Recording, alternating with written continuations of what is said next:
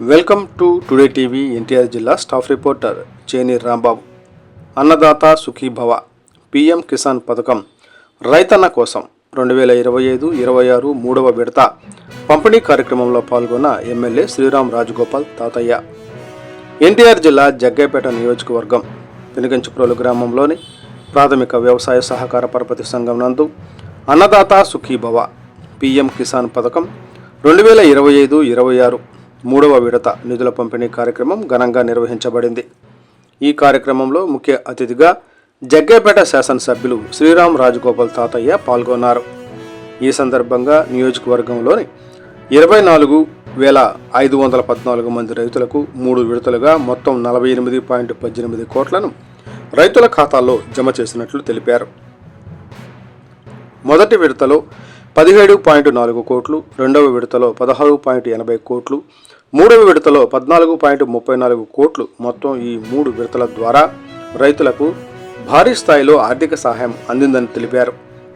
ఈ సందర్భంగా శ్రీరామ్ రాజగోపాల్ తాతయ్య రైతులను ఉద్దేశించి మాట్లాడుతూ, రైతు సంక్షేమమే కూటమి ప్రభుత్వ ప్రధాన లక్ష్యమని, రైతు సంతోషంగా ఉంటేనే గ్రామాలు అభివృద్ధి చెందుతాయని, గ్రామాలు అభివృద్ధి చెందితేనే రాష్ట్రం అభివృద్ధి దిశగా ముందుకు సాగుతుందని అన్నారు. రైతన్నల కష్టానికి గౌరవం ఇచ్చే ప్రభుత్వమే నిజమైన ప్రజాప్రభుత్వం అని ఆయన స్పష్టం చేశారు. దేశ ప్రధానమంత్రి నరేంద్ర మోడీ ప్రవేశపెట్టిన పిఎం కిసాన్ పథకం రైతులకు నేరుగా ఆర్థిక భరోసా కల్పిస్తున్న మహత్తర పథకం అని, రైతుల ఖాతాల్లో నేరుగా డబ్బులు జమ కావడం వల్ల మధ్యవర్తుల జోక్యం లేకుండా రైతులకు మేలు జరుగుతోందని అన్నారు. అలాగే రాష్ట్రంలో ముఖ్యమంత్రి నారా చంద్రబాబు నాయుడు నాయకత్వంలో రైతు సంక్షేమం కోసం ఎన్నో కార్యక్రమాలు అమలు అవుతున్నాయని, అన్నదాత సుఖీభవ వంటి పథకాల ద్వారా రైతులకు మరింత ఆర్థిక భరోసా కల్పిస్తున్నామని తెలిపారు. రైతులకు సాగునీరు, నాణ్యమైన విత్తనాలు, ఎరువులు, మార్కెటింగ్ సదుపాయాలు అందించడంలో ప్రభుత్వం ప్రత్యేక దృష్టి సారిస్తోందని చెప్పారు. రైతులు పండించిన పంటలకు సరైన ధర రావడం కూడా ప్రభుత్వ బాధ్యతేనని, రైతుల అభ్యున్నతి కోసం తాను ఎల్లప్పుడూ కృషి చేస్తానని హామీ ఇచ్చారు. ప్రకృతి వ్యవసాయం చేస్తూ ఇతర రైతులకు ఆదర్శంగా నిలుస్తున్న రైతులను ప్రభుత్వం ప్రోత్సహిస్తుందని ఆయన అన్నారు. ఈ సందర్భంగా పెనుగంచిప్రోలు మండలం శివాపురం గ్రామానికి చెందిన మహిళా రైతు తుమ్మల నాగమల్లేశ్వరితో ఎమ్మెల్యే ముఖాముఖి చర్చించారు. నాగమల్లేశ్వరి తన 7 ఎకరాల పొలంలో మిరప, ప్రత్తి, మొక్కజొన్న మరియు ఉద్యానవన పంటలను ప్రకృతి సాగు పద్ధతిలో పండిస్తూ రసాయన ఎరువులతో చేసే వ్యవసాయంతో పోలిస్తే భారీగా పెట్టుబడి అని ఆదా చేస్తున్నారని ఎమ్మెల్యే ప్రశంసించారు. రసాయన వ్యవసాయం చేస్తే సుమారు 4 లక్షల ఖర్చు అయ్యే చోట ప్రకృతి వ్యవసాయం ద్వారా కేవలం 1,45,000తోనే సాగు చేసి సుమారుగా 2,55,000 పెట్టుబడిని ఆదా చేయడం అభినందనీయం అని కొనియాడారు. అలాగే ఆమె స్వయంగా సేంద్రియ ఎరువులను తయారు చేసి ఇతర రైతులకు విక్రయిస్తున్నారని తెలుసుకుని ఎమ్మెల్యే ప్రత్యేకంగా అభినందించారు. అయితే మార్కెటింగ్ సౌకర్యం లేక ఇబ్బంది పడుతున్నానని ఆమె చెప్పగా, దీనిపై ఎమ్మెల్యే అక్కడికక్కడే కీలక హామీ ఇచ్చారు. ప్రకృతి వ్యవసాయం చేసే రైతులకు మార్కెటింగ్ సమస్య ఉండకూడదు. జగ్గైపేట మార్కెట్ యార్డులో ఎటువంటి రుసుము లేకుండా ఆమె తయారు చేసిన సేంద్రియ ఎరువులను విక్రయించడానికి ప్రత్యేకంగా ఒక షాపు ఏర్పాటు చేస్తాం. ఇలాంటి రైతులను ప్రోత్సహిస్తే మరికొందరు రైతులు కూడా ప్రకృతి వ్యవసాయం వైపు మళ్లుతారు అని ఎమ్మెల్యే తాతయ్య తెలిపారు. రసాయన వ్యవసాయం కారణంగా రైతులకు అధిక పెట్టుబడి భారం పెరుగుతోందని, అలాగే ప్రజల ఆరోగ్యంపై కూడా ప్రభావం పడుతోందని ఆయన ఆందోళన వ్యక్తం చేశారు. విషరహిత ఆహారం సమాజానికి ఎంతో అవసరమని, ప్రకృతి వ్యవసాయం ద్వారా పండించిన పంటలను ప్రజలు వినియోగించాలని కోరారు. అలాగే పోలంపల్లి మున్నేరు డ్యాం పునర్నిర్మాణం కోసం 21.50 కోట్లు మంజూరు చేయాలని రాష్ట్ర ప్రభుత్వాన్ని కోరినట్లు, దీనిపై ముఖ్యమంత్రి చంద్రబాబు నాయుడు కూడా సానుకూలంగా స్పందించారని ఎమ్మెల్యే తెలిపారు.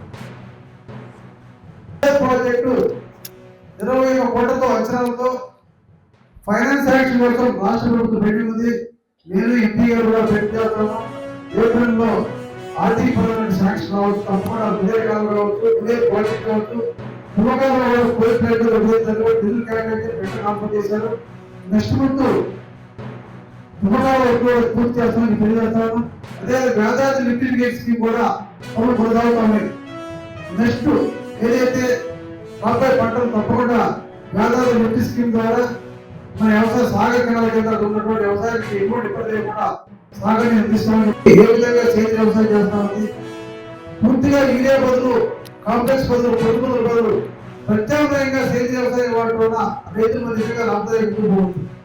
అటువంటి తప్పకుండా ప్రతి ఒక్క రైతు ఈరోజు మనం ఎవరైతే నాయకులు లేక పెద్ద రైతులు ప్రత్యేకంగా వీరి సంఘం కావచ్చు, ప్రత్యేకంగా సొసైటీ రైతులు కావచ్చు, తప్పకుండా ప్రతి వాళ్ళు కనీసం 10 ఎకరాలకు 1 ఎకరాలు సరే సేవ తప్పకుండా చేయాలి. ఎందుకంటే రామకృష్ణ పరమహంస స్టోరీలో కూడా రామకృష్ణ పరమహంస దగ్గరికి ఒక చిన్న పిల్లవాడు తల్లి తీసుకొచ్చి ఆ పిల్లవాడు స్వీట్స్ బాగా ఇష్టపడి మీరు చెప్తే ఆ స్వీట్స్ తగ్గించలేదు ఎందుకంటే రామకృష్ణ పరమహంస ఒకసారి వాయిదా చేశాడు. తర్వాత 4వసారి పోయాక స్వీట్స్ తింటే మంచిది కాదు, ఆరోగ్యం పాడని చెప్పి రామకృష్ణ పరమహంస చెప్తే ఆ తల్లి అడిగిందంట ఈ చిన్నదానికి 3 సార్లు తిప్పారని చెప్పి.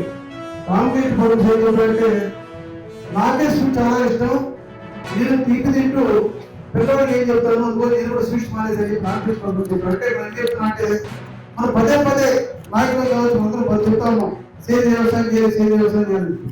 ఇందుకు నాయకులైన మనం పెద్ద రైతులు మనం తప్పకుండా ఎంతో కొంత సేంద్రీయ వ్యవసాయం తప్పకుండా చేస్తే తప్పకుండా సన్నకారు రైతులు కావచ్చు అందరూ కూడా వ్యవసాయం అందరూ కూడా ప్రతి ఒక్కరు సొసైటీ వచ్చేసి కంపల్సరీగా అదే నీసగా చేసి తప్పకుండా కూడా ఎంతో కొంత సేంద్రీయ వ్యవసాయం చేయాలని చెప్పి ప్రతి ఒక్కరు రిక్వెస్ట్ చేస్తాము.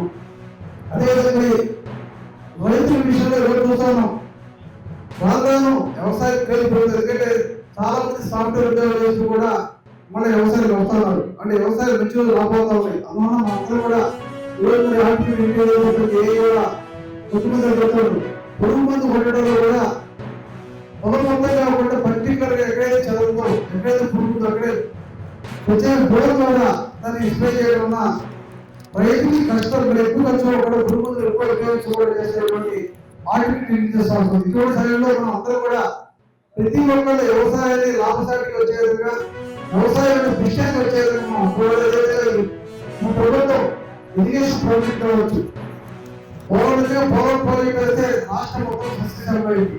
అటువంటి ఇరిగేషన్ ప్రాజెక్ట్ కూడా చాలా త్వరితగతిగా స్పీడ్ గా జరుగుతుంది. ప్రత్యేకంగా అక్షరాగా చెప్పినట్టు ఇదే ప్రాజెక్టు 21 కోట్లతో అంచనాలతో ఫైనాన్స్ యాక్షన్ కోసం రాష్ట్ర ప్రభుత్వం పెండింగ్ ఉంది. నేను ఎంపీ గారు కూడా పెండింగ్ చేస్తాను. ఏప్రిల్లో ఆర్థిక పరమైన శాంక్షన్ కావచ్చు, తప్పకుండా ఉదయ కాలం కావచ్చు, ఉదయ ప్రాజెక్ట్ కావచ్చు, తుమ్మకాలలో కోల్పోయినట్టు డీజిల్ క్యాన్ అయితే టెండర్ కాన్ఫర్ చేశారు. నెక్స్ట్ ముందు తుమ్మకాలలో పూర్తి చేస్తామని తెలియజేస్తాను. అదే గోదావరి లిఫ్ట్ గేట్ స్కీమ్ కూడా పనులు కొనసాగుతున్నాయి. నెక్స్ట్ ఏదైతే రాబోయే పంటలు తప్పకుండా గోదావరి లిఫ్ట్ స్కీమ్ ద్వారా మన వ్యవసాయ సాగర కెనాల కింద ఉన్నటువంటి వ్యవసాయానికి ఎటువంటి ఇబ్బంది లేకుండా సాగని అందిస్తామని ఏ విధంగా సేంద్రీయ వ్యవసాయం చేస్తామని పూర్తిగా యూరియా బదులు కాంప్లెక్స్ బదులు పొడుగుల బదులు ప్రత్యామ్నాయంగా సేంద్రీయ వ్యవసాయం వాడడం వల్ల రైతులు మన నిజంగా లాభదాయకం ఎక్కువ పోతుంది. అటువంటి తప్పకుండా ప్రతి ఒక్క రైతు ఈరోజు మనం ఎవరైతే నాయకులు లేక పెద్ద రైతులు ప్రత్యేకంగా వీరి సంఘం కావచ్చు, ప్రత్యేకంగా సొసైటీ రైతులు కావచ్చు, తప్పకుండా ప్రతి వాళ్ళు కనీసం 10 ఎకరాలకు 1 ఎకరాలు సరే సేవ తప్పకుండా చేయాలి. ఎందుకంటే రామకృష్ణ పరమహంస స్టోరీలో కూడా రామకృష్ణ పరమహంస దగ్గరికి ఒక చిన్న పిల్లవాడు తల్లి తీసుకొచ్చి ఆ పిల్లవాడు స్వీట్స్ బాగా ఇష్టపడి మీరు చెప్తే ఆ స్వీట్స్ తగ్గించలేదు ఎందుకంటే రామకృష్ణ పరమహంస ఒకసారి వాయిదా చేశాడు. తర్వాత 4వసారి పోయాక స్వీట్స్ తింటే మంచిది కాదు, ఆరోగ్యం పాడని చెప్పి రామకృష్ణ పరమహంస చెప్తే ఆ తల్లి అడిగిందంట ఈ చిన్నదానికి 3 సార్లు తిప్పారని చెప్పి. రామకృష్ణ పరమహంస ఏం చెప్పారంటే నాకే స్వీట్ చాలా ఇష్టం, నేను తీపి తింటూ పిల్లవాడికి ఏం చెప్తాను అందుకని నేను కూడా స్వీట్స్ మానేసరి రామకృష్ణ పరమహంస చెప్పారు. అంటే మనం ఏం చెప్తున్నా అంటే మనం పదే నాయకులు కావచ్చు అందరం చెప్తాము సేంద్రీయ వ్యవసాయం చేయాలి, సేంద్రీయ వ్యవసాయం చేయాలి. ఇందుకు నాయకులైన మనం పెద్ద రైతులు మనం తప్పకుండా ఎంతో కొంత సేంద్రీయ వ్యవసాయం తప్పకుండా చేస్తే తప్పకుండా సన్నకారు రైతులు కావచ్చు అందరూ కూడా ఉద్యోగస్తులు అందరూ కూడా ప్రతి ఒక్కరు సొసైటీ వచ్చేసి కంపల్సరీగా అదే నీసగా చేసి తప్పకుండా కూడా ఎంతో కొంత సేంద్రీయ వ్యవసాయం చేయాలని చెప్పి ప్రతి ఒక్కరు రిక్వెస్ట్ చేస్తాము. అదేవిధంగా రైతుల విషయంలో ఎవరు చూస్తాను వాళ్ళను వ్యవసాయం కేంద్రీకృతం. ఎందుకంటే చాలా మంది సాఫ్ట్వేర్ ఉద్యోగాలు చేస్తూ కూడా మన వ్యవసాయం వస్తున్నారు అంటే వ్యవసాయం మంచి రోజులు రాబోతా ఉన్నాయి. అందువల్ల మన అందరూ కూడా ఈరోజు మరి ఆర్టిఫిషియల్ ఇంటెలిజెన్స్ ఏ కూడా కొద్దిమంది చెప్తారు పురుగు మందు కొట్టడంలో కూడా పొలం మొత్తం కాకుండా పర్టికులర్ గా ఎక్కడైతే చదువుతో ఎక్కడైతే పురుగుతో అక్కడే వచ్చే బోర్ ద్వారా దాన్ని స్ప్రే చేయడం వల్ల రైతుకి కష్టం ఎక్కువ ఖర్చు కూడా పురుగులు ఎక్కువ ఉపయోగించుకోవడం చేసేటువంటి ఆర్టిఫిషియల్ చేస్తాం. ఇటువంటి సమయంలో మనం అందరూ కూడా ప్రతి ఒక్కరు వ్యవసాయాన్ని లాభసాటికి వచ్చే విధంగా వ్యవసాయాన్ని దృష్ట్యానికి వచ్చే విధంగా మన ప్రభుత్వం ఇరిగేషన్ ప్రాజెక్ట్ కావచ్చు, పోలవరం ప్రాజెక్ట్ అయితే రాష్ట్రం మొత్తం సస్యశామమైంది. అటువంటి ఇరిగేషన్ ప్రాజెక్ట్ కూడా చాలా త్వరితగతిగా స్పీడ్ గా జరుగుతుంది. ప్రత్యేకంగా అక్షరాలు చెప్పినట్టు ఇదే ప్రాజెక్టు 21 కోట్లతో అంచనాలతో ఫైనాన్స్ యాక్షన్ కోసం రాష్ట్ర ప్రభుత్వం పెట్టింది. నేను ఎంపీ గారు కూడా పెట్టి చేస్తాను. ఏప్రిల్ లో ఆర్థిక పరమైన శాంక్షన్ కావచ్చు, తప్పకుండా ఉదయ కాలం కావచ్చు, ఉదయ ప్రాజెక్ట్ కావచ్చు, తుమ్మకాలలో కోరికలు డిజిటల్ క్యాబినెట్ కాంపౌండ్ చేశారు. నెక్స్ట్ ముందు తుమ్మకాలలో పూర్తి చేస్తామని తెలియజేస్తాను. అదే గోదావరి లిఫ్ట్ గేట్ స్కీమ్ కూడా పనులు కొనసాగుతా ఉన్నాయి. నెక్స్ట్ ఏదైతే రాబోయే పంటలు తప్పకుండా గోదావరి లిఫ్ట్ స్కీమ్ ద్వారా మన వ్యవసాయ సాగర కెనాల కింద ఉన్నటువంటి వ్యవసాయానికి ఎటువంటి ఇబ్బంది లేకుండా సాగర్ని అందిస్తామని ఏ విధంగా సేంద్రీయ వ్యవసాయం చేస్తామని పూర్తిగా యూరియా బదులు కాంప్లెక్స్ బదులు పురుగు మందుల బదులు ప్రత్యామ్నాయంగా సేంద్రీయ వ్యవసాయం వాడటం వల్ల రైతులు నిజంగా లాభదాయకం ఉంటుంది. అటువంటి తప్పకుండా ప్రతి ఒక్క రైతు ఈరోజు మనం ఎవరైతే నాయకులు లేక పెద్ద రైతులు ప్రత్యేకంగా వీరి సంఘం కావచ్చు, ప్రత్యేకంగా సొసైటీ రైతులు కావచ్చు, తప్పకుండా ప్రతి వాళ్ళు కనీసం 10 ఎకరాలకు 1 ఎకరాలు సరే సేంద్రీయ తప్పకుండా చేయాలి.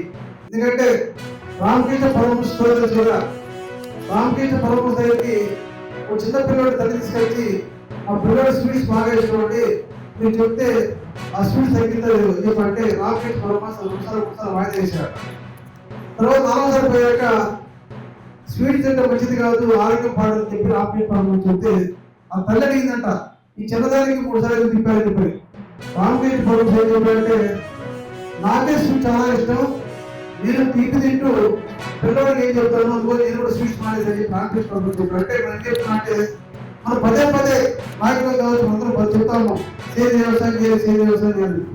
ముందు నాయకులైన మనం పెద్ద రైతులు మనం తప్పకుండా ఎంతో మంది సేంద్రీయ వ్యవసాయం తప్పకుండా చేస్తే తప్పకుండా సన్నకారు రైతులు కావచ్చు అందరూ కూడా ముందుకు వస్తారు. కాబట్టి అందరూ కూడా ప్రతి ఒక్కరు సొసైటీ వచ్చేసి కంపల్సరీగా అదే మీ సంగతి చేస్తాము. తప్పకుండా కూడా ఎంతో కొంత సేంద్రీయ వ్యవసాయం చేయాలని చెప్పి ప్రతి ఒక్కరు రిక్వెస్ట్ చేస్తాము.